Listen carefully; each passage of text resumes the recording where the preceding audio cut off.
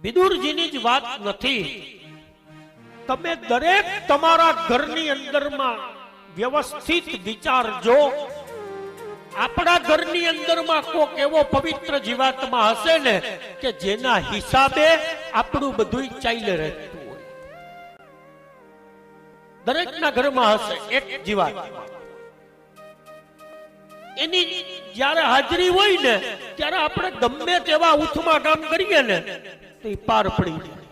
પણ ઈ વિદાય લે ને એટલે બધાય પાછા ઉથમાં પડવા પડે. સમજી જાવું કે એના પુણ્યના પ્રતાપે આપણું ચાલે રાખતું.